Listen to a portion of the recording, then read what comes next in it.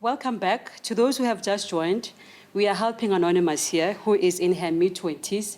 She went through a lot in life. She was raped by her father, repeatedly so. So she went through, she just wants to heal. She wants to forget. She wants to heal.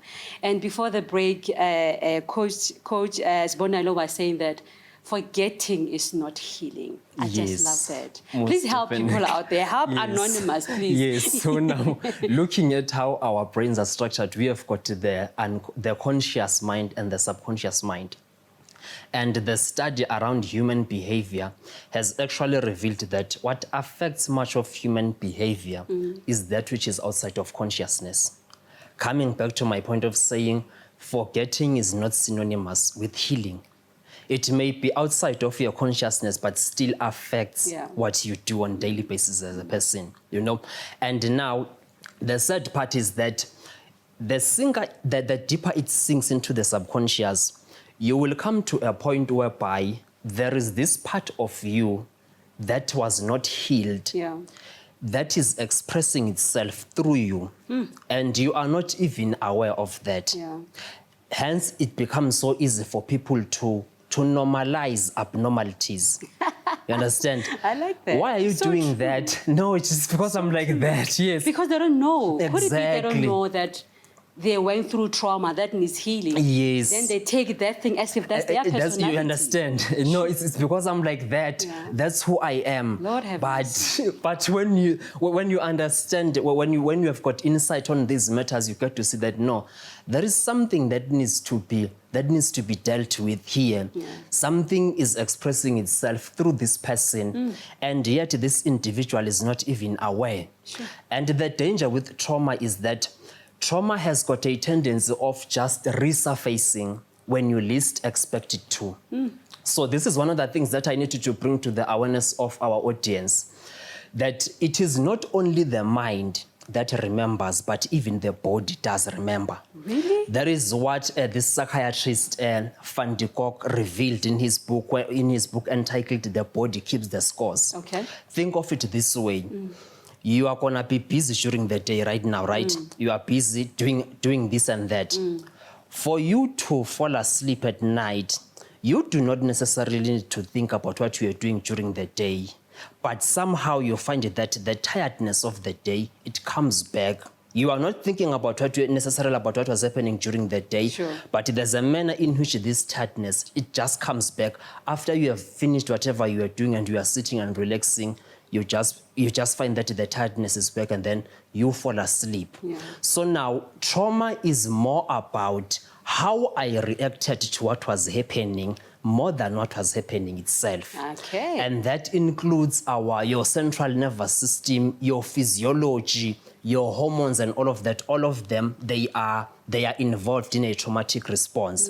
So I may witness something happening or something may be happening directly to me, and there will be a response from myself to that incident that is happening. So trauma has got more to do with the physiological response. So it means every part of my body, it will store all the bits and pieces of the traumatic event within it.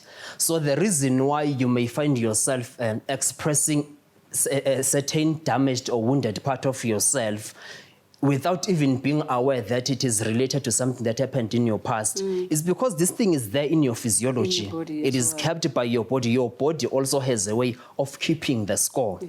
There are cases, when I attended my training for handling trauma, there were very interesting cases of people with certain reactions, involuntary reactions, that they did not understand, whose root cause they did not understand. Why they did that. You understand? So now it means at that point, the mind cannot rationalize the reaction. Yes, it does not know, it does not even understand. But nonetheless, the person is reacting in this specific way. So now, when the person comes for the session, that is when now they'll have to be taken back. To that point to say, this thing has an origin. It is just out of your consciousness, but there definitely is an origin to your involuntary reaction. So yes, that's where she needs to start from. Yes, she needs to Yeah. That's where now she needs to go to now to understand that, okay, it may, even if it may be outside of my consciousness, but it will still affect me. And also, she needs to stop fighting the thoughts. Okay. She needs to stop fighting the thoughts. It is said that when you resist something, it persists. Yeah. That is true of thoughts. That is true of emotions. Yeah. Yeah. So the more she resists, is the more these things are gonna keep coming back. Yeah. Yes. So she must acknowledge this. So she needs to acknowledge that there is this that is happening with me. There is this that is happening in my mental environment. I am fighting this battle. And now to try, my trainer made a very interesting example. She says, if you try to keep a fully blown balloon underwater, you are gonna use a lot of energy. But if you inflate the balloon, it's easy to keep it underwater. Okay. So most of the time, what she is doing there, she is trying to keep a fully blown balloon underwater. Okay. And she's gonna use a lot of energy. Yeah, she's going to keep it there. She's gonna use a lot of energy. But if she were to inflate the balloon, then it would be easy to keep it underneath the water. Okay. Yes. Sure. Is that how we heal traumas? So that is, yeah, as I said, it's re-traumatize to de-traumatize. Yes, you re-traumatize to de-traumatize. So there's a systematic way of actually doing that. Okay. In psychology, I think it was in my first year when they taught us about systematic desensitization, wherein, let us say you have got a phobia of snakes. Sure. You need to be exposed to that until you become desensitized to it. Yes. So do you agree to say it's all in the mind, though? Sorry? Is it all in the mind? Let's say the snakes now. Yes. I can see them here. Is it me having a memory of what is a snake in my mind? Yes. And therefore, when I see it, I feel like, wow, this thing is going to bite me. It has a lot to do with your previous experiences, if I were to put it that way. Yes, because look at it this way. When does a child begin being afraid of something? It is when you as a parent say, this is dangerous. Yeah, a child can fearlessly approach a snake without fear. But if he or she is told that this thing is dangerous, so now they begin to learn this fearful response to that particular object or creature because of a certain learning or conditioning. So even our phobias, you'll find that there is always, I think mostly with our explicit behavior, there is always an implicit cause somehow. I think that is just how it is. Unless you are enlightened enough, you cannot be able to see it that way. Because think of somebody, for instance, who is shy, who is having a stage fright.